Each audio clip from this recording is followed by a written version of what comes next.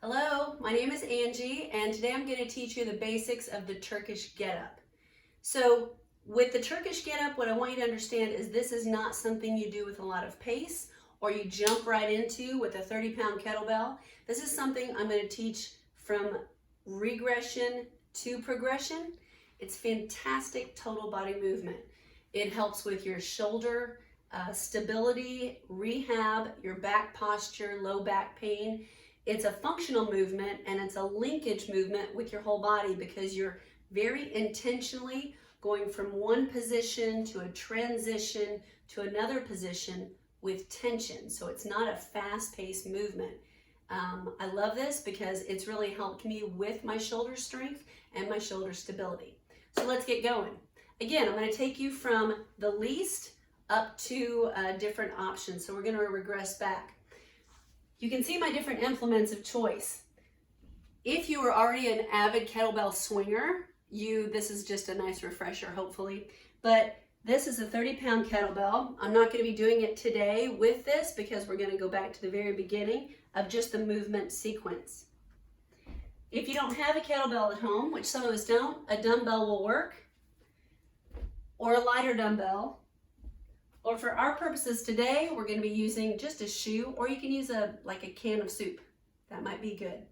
So we're going to start with the steps where we go down onto the ground, and we're going to get in a fetal position.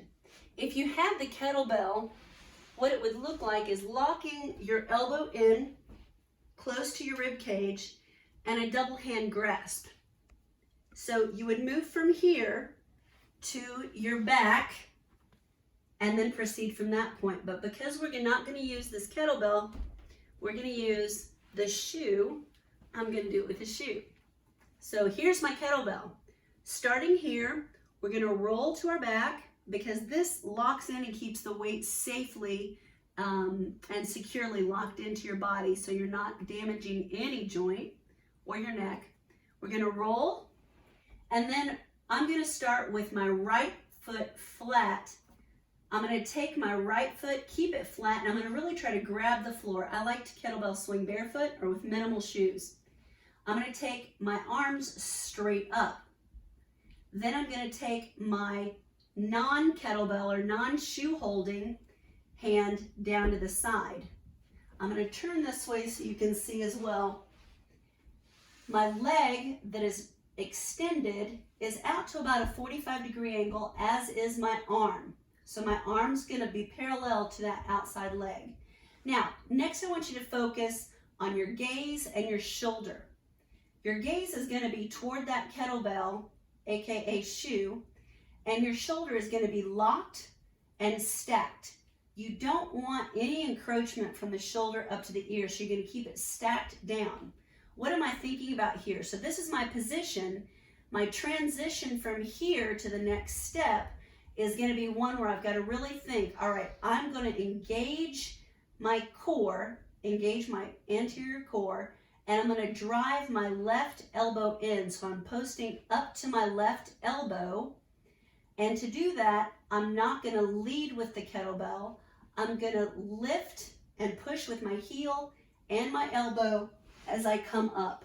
My gaze is going to stay on that kettlebell, on that shoe, and I'm going to keep my shoulders stacked, but not next to my ear, as well as my lower shoulder. So you want to keep your ear away from the shoulder. My pressure is on my left hand now, and I'm on my left glute. From here, a lot of mistakes that are made are going from this position to rocking up and using that kettlebell to rock up into a crunch, and that's not what we're doing. So we've gone from here to the elbow, and I've done that by leaning on that left glute, engaging that left glute. From here, I'm going to post up to my left hand while keeping my gaze up. So my left hand is now under my shoulder, nice and stacked. From this position, I'm going to go to my high bridge. Now, you've got to really drive those hips up and keep your gaze up and keep that arm locked. From here, I'm going to sweep my leg under and then hinge and drive my hips up. Again, my gaze is up. I'm going to sweep my leg back and then stand from the lunge. My gaze is forward from that part. All right, we got that? Let's go back down. So going from the top down, my gaze is forward. I'm going to keep my gaze forward. I'm going to step back into my lunge. I'm going to sweep, windshield wipe my foot back. Then my gaze goes up. And I'm going to use my thigh as my guide and take my hand down. From there, I'm going to sweep through to that high bridge, down as my gaze is up, down to my hip, to my elbow, all the way flat and down. My other hand comes up and in and down and back to my side.